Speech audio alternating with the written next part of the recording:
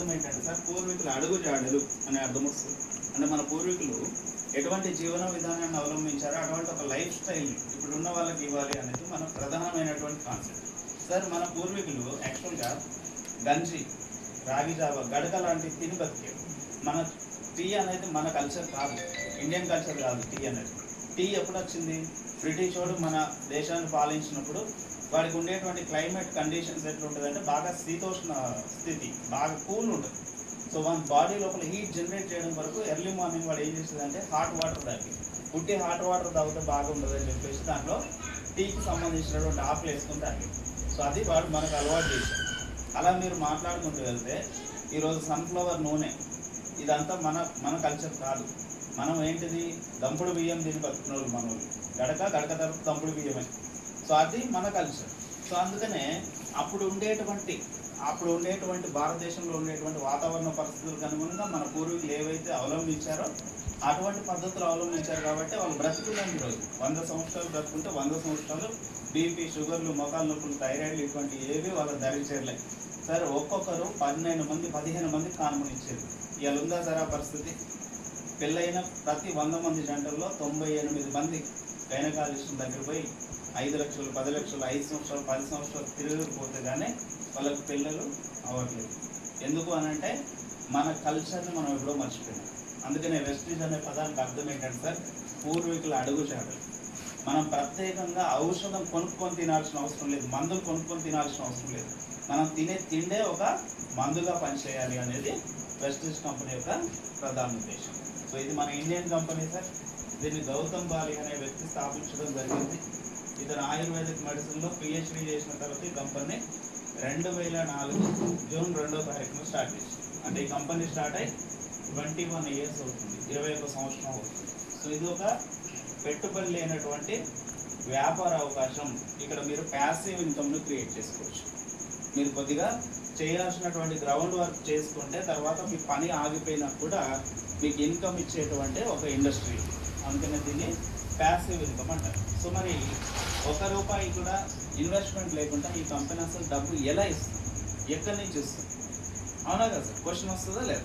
అసలు ఈ కంపెనీలో ఏముంటాయంటే, ఒక మనిషి గుడ్ మార్నింగ్ నుంచి గుడ్ నైట్ వరకు వాడుకునేటువంటి FMCG, fast moving consumer goods, నిత్యావసర సరుకులు 450 రకాల వస్తువులు తయారవుతాయి. దీంట్లో ఒకటి పర్సనల్ కేర్ అంటే ఒంటి పైన వాడేటివి, రెండవది హోమ్ కేర్ ఇంట్లో వాడుకునేటివి, మూడవది అగ్రికల్చర్ వ్యవసాయానికి వాడేది, నాలుగవది హెల్త్ ఆరోగ్యానికి సంబంధించింది, ఐదవది బ్యూటీ అందానికి సంబంధించింది, ఆరవది వాటర్ ప్యూరిఫైయర్స్, ఎయిర్ ప్యూరిఫైయర్స్. అదేవిధంగా మీరు 2 వీలర్ 4 వీలర్లలో ఇంజిన్ ఆయిల్ మార్చేటప్పుడు దాంట్లో కలిపి వాడేటువంటి ఒక ద్రవ పదార్థం ఉంటుంది, దాన్ని మ్యాక్ డ్రైవ్ అంటారు. ఇది కలిపి వాడడం వల్ల ఇంజన్ మైలేజ్ పెరుగుతుంది. 1 లీటర్కి 2 నుంచి 3 కిలోమీటర్లు ఎక్కువ మైలేజ్ ఇస్తుంది. ఇంజన్ త్వరగా బోర్కి రాకుండా కాపాడుతుంది. ఇలా మనకు టోటల్గా ఎన్ని ప్రొడక్ట్స్ ఉన్నాయి సార్? 450 రకాల వస్తువులు ఉన్నాయి. ఈ వస్తువులను బేస్ చేసుకునే ఈ కంపెనీ మనకు డబ్బు సంపాదించే అవకాశం ఇస్తుంది. ఈ వస్తువులతో ఎలా ఇస్తుంది మరి డబ్బు సంపాదించే అవకాశం? ఈ వస్తువులన్నీ ఇన్ని రోజులు మనం బయట మార్కెట్లో కూడా కొనుక్కున్నాం. మరి అక్కడ ఎందుకు రాలేదు, ఇక్కడ ఎందుకు వస్తుంది? 2 కాన్సెప్ట్లు చూద్దాం. సో బయట ఇప్పటివరకు ఏం జరిగిందంటే సార్, ఒక కస్టమర్గా మనం ఉండి ఏదో కిరాణా కొట్ట, సూపర్ మార్కెట్లో ఈ వస్తువులు కొనుక్కున్నాం. అవునా? కిరాణా కొట్ట అయిన వస్తువులు తయారు చేస్తాడా మనకు? ఇవ్వడు. ఈయన ఏం చేస్తాడు? ఒక హోల్సేల్ షాప్ నుంచి తీసుకొచ్చి కొంత లాభానికి ఉంటుంది. మరి ఈయన తయారు చేస్తాడా హోల్సేలర్? ఈయన చేయడు. ఈయన ఒక డీలర్, డిస్ట్రిబ్యూటర్ నుంచి తీసుకొచ్చి ఉంటాడు. ఈ డీలర్ లేదా డిస్ట్రిబ్యూటర్ ఒక సూపర్ స్టాకిస్ట్ నుంచి, ఈయన కంపెనీ మ్యానుఫ్యాక్చరింగ్ యూనిట్ నుంచి. అంటే ఒక కంపెనీలో తయారైన వస్తువు కస్టమర్ని చేరాలంటే మధ్యలో ఎంతమందిని దాటాలి సార్? 4 మధ్యవర్తులు ప్లస్ మధ్యవర్తులతో పాటు ప్రొడక్ట్ జనాల్లోకి వెళ్ళాలంటే అడ్వర్టైజ్మెంట్ కంపల్సరీ. సో ఇలా కంపెనీ నుంచి కస్టమర్కి పోవాలంటే 4 మధ్యవర్తులు ప్లస్ అడ్వర్టైజ్మెంట్ దాటుకొని పోవాలి. దీనివల్ల ఏమవుతుందంటే కస్టమర్గా మీరు ఏ వస్తువు కొన్నా కూడా దాని మీద ఉన్నటువంటి ఎంఆర్పి కొంటున్నారు. 100 రూపాయల వస్తువును మనం 100కే కొంటున్నాం. మరి కంపెనీలో అది 100కే తయారవుతుందా? కాదు.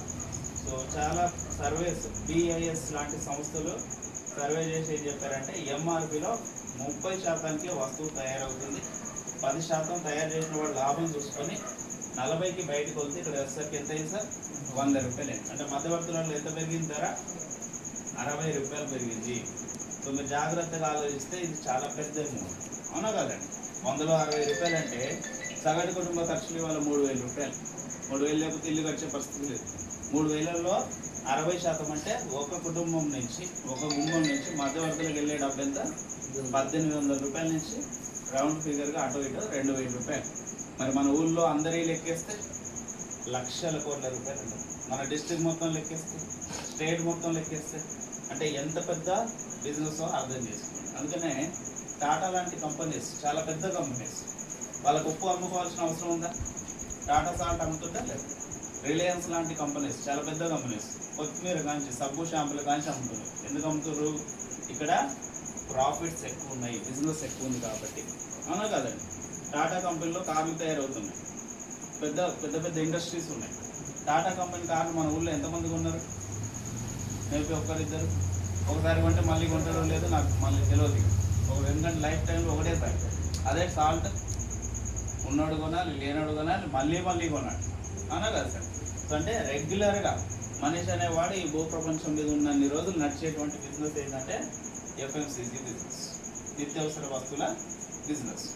అందుకని పెద్ద పెద్ద కంపెనీలు ఇక్కడ ఇన్వెస్ట్ చేయడం స్టార్ట్ చేస్తారు. అర్థమైంది కదా సార్ కాన్సెప్ట్?